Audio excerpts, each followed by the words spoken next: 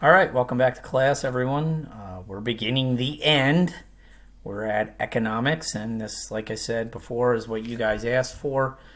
Some practical economics to help you as you get into college, as you go into your job, whatever it may be. Probably up until this point, most of you get your money from work, go out and spend most of it, probably save a little bit of it, and don't really keep track of too much. But pretty soon, mom and dad are going to stop paying for your cell phone bills. They probably already stopped paying for your car or your food and gas.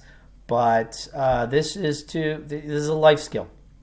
So basically, taking you how to make a decent budget. The homework will be based on that this week. You'll find out what kind of spender you are, and then you can go from there. So let's get started with budgeting your budget. So what is a budget? Your budget is basically a step-by-step plan for meeting expenses over a given period of time. Typically, most of the time, budgets go for the month.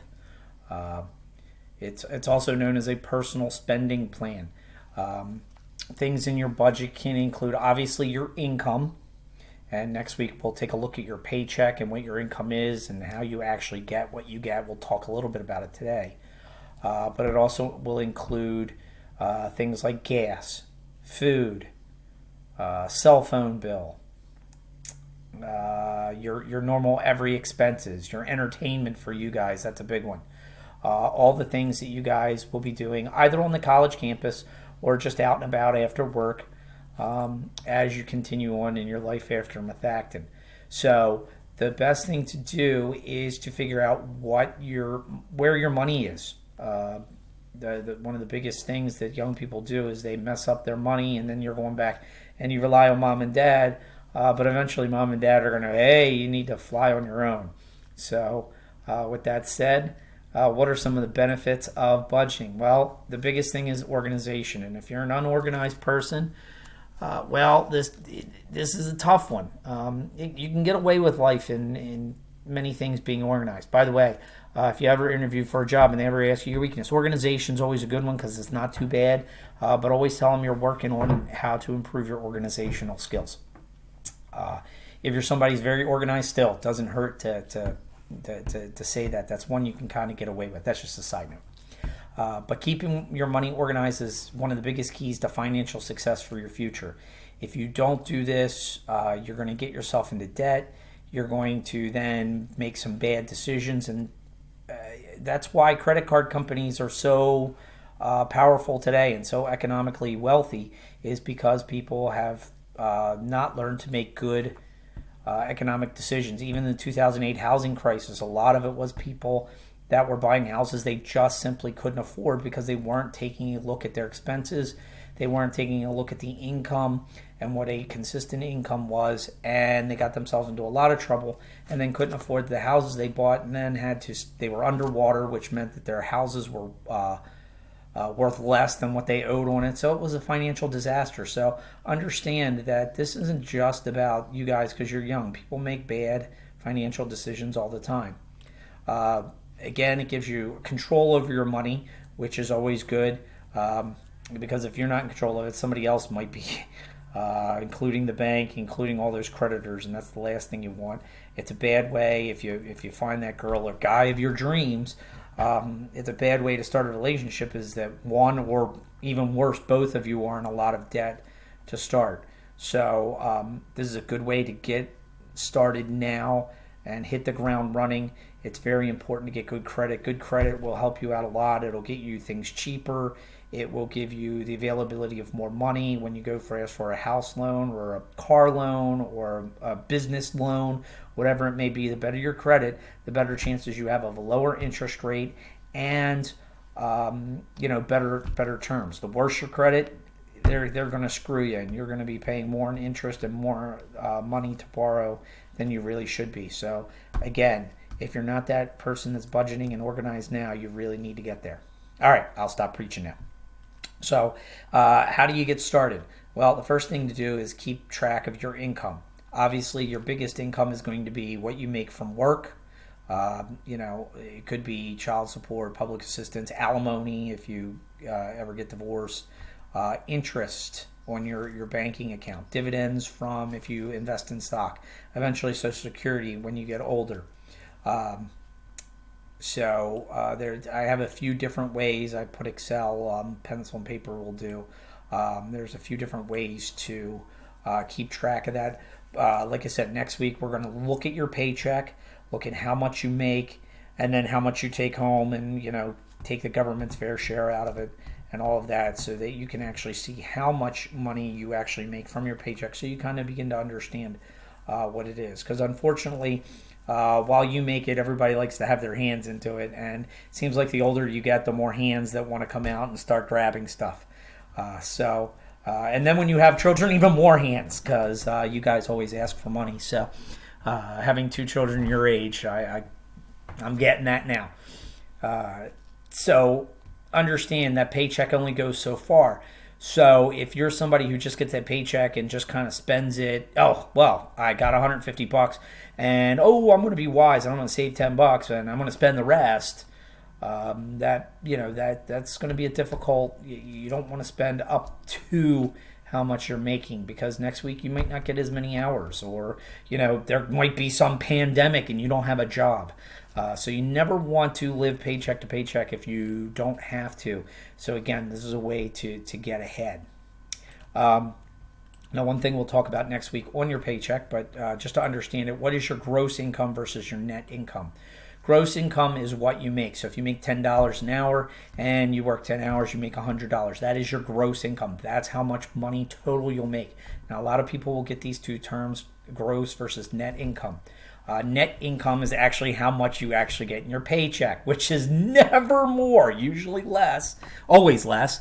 Taxes come out, Social Security comes out, health benefits come out, anything else that might be reduced. Like I said, we'll talk more next week. The easiest way to remember, people get it confused, net. Think about a net going into your big pile, and how much you got in that net is yours. That's how it works. So you start with the gross.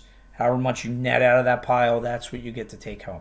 Gross income, like I said, is your total income without deductions. Your net income is your take-home pay, or your wages versus your hours worked, minus your various deductions, including federal, state, local taxes. Everybody gets their share. Now, for many of you, you might get federal monies back. That's a good thing. Congratulations. As you get older, that's going to happen less and less. And the more you make, it's an inclining scale for taxes. So the more you make, the more taxes the government's going to take out. So when you think of, some of these basketball stars, LeBron James makes $40. Well, not exactly.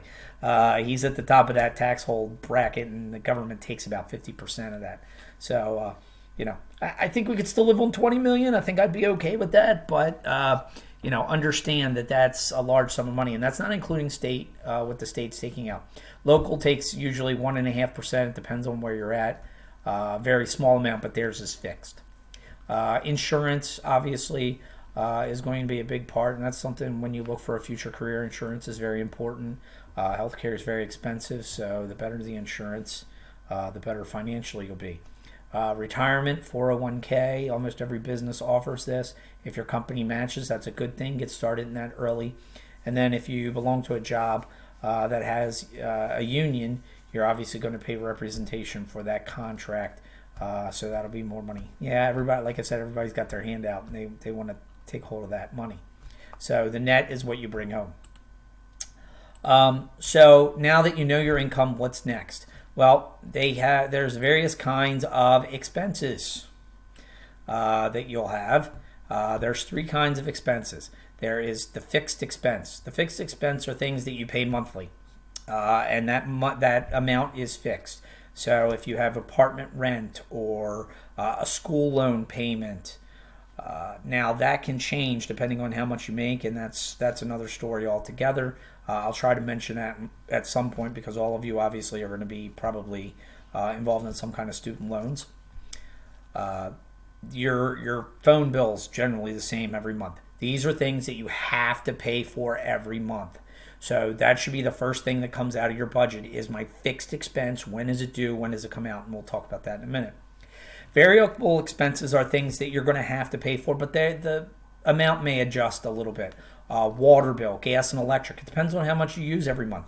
Typically in summer and winter months, the air conditioner or the heater's on, so you're going to pay a little bit more in gas and electric than you do during the spring and fall when you don't use those. Or the sewer bill, you may use more water one month. They're going to come out every month or every couple of months. In the case of the sewer bill, I think it's every 3 months. But it is the amount could change. The last one is called the flexible expense. These are the things you don't have to pay for monthly. You may want to budget for ahead of time. You don't always, again, paying for things on the fly is very difficult. These are things like gas. Gas can change, obviously. Most of you probably aren't using as much gas as you have before. Clothing, entertainment, your additional foods besides what you eat at home, going out with friends, stuff like that, spending cash. Those are all things that you don't have to pay for every month. And again, that's where a lot of people get themselves in trouble because they'll spend all the way up until the end of their paycheck and they won't have anything left over. Anything left over should go in your savings so that you can save that money for a rainy day. Again, like a pandemic or your car, tires, stuff like that will pop up. Which of course would then be a variable expense, one you didn't expect, but you have to do it. Your income versus your expenses is known as your cash flow. That's how much you make versus how much you spend.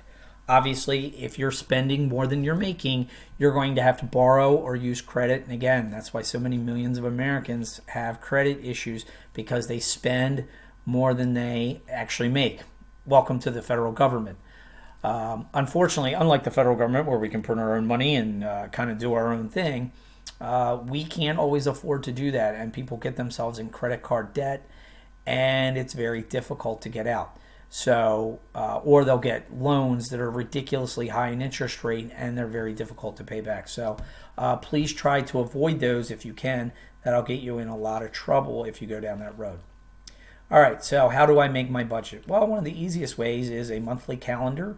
The monthly calendar, you can write down all of your expenses. You put it on the different dates when they're due. The good thing is organizing your income and expenses. You're not forgetting to make payments. It's right there. Oh, I got my cell phone bill due in a few days. I better pay that now. And again, a lot of those bills are due at the exact same time. Be careful of just having it withdrawn from your bank. Make sure you're keeping track of that because if you don't, you'll forget about it and then you'll be overdrawn and you're going to pay a bank fee for overdrawing. It is an easy way, though, to not make late payments. Excel spreadsheets, also a very good one. This one's a little bit better to keep track of your cash flow because it'll do all the numbers for you. It'll also keep an easy track of your financial history if you ever need to look back. You're making more, where did my monies go, etc. Again, very good, very easy way to organize is the Excel spreadsheet. And most of you know how to use it, so it's easy enough. There is the good old pencil and paper. I warn against that now because technology's gotten better, so Excel is probably better. If you're going to do anything, you can keep it on your phone. It is a little bit easier. It's less time consuming than entering everything in, but you're keeping a lot, and you're trying to keep a lot in your head and organized. Your obviously calendar and your phone can remind you of the dates, so that's a bonus. But trying to keep all track of that, things get messy, you get a little disorganized, or if you're a disorganized person, it's very, very difficult to use pencil and paper and really keep up with everything. The one thing I would warn you not to do is to try to keep it in your head. Especially in today with you guys, you're involved in so many different things, doing so many things. You're worried about school, you're worried about your job, whatever it may be. You've got too much going on. And if you try to haphazardly pay for your bills, you're going to forget paying. You're going to forget you paid for something. You're going to forget the date. You're going to forget the amount. You're going to forget how much money you have in the bank. You're going to have to go check that. And then what if you don't? And then you're trying to transfer money. This usually leads you to a lot of financial problems, including being overdrawn in your bank. And of course, then they're going to charge you a $20 or $30 fee for being overdrawn, a late fee by the company. And that's going to be $20 or $30. It's going to end up being bad credit and ultimately harming you in the end. So This is the way to keep up a budget. Good luck. If you have questions, please ask. Have a wonderful week. Talk to you next.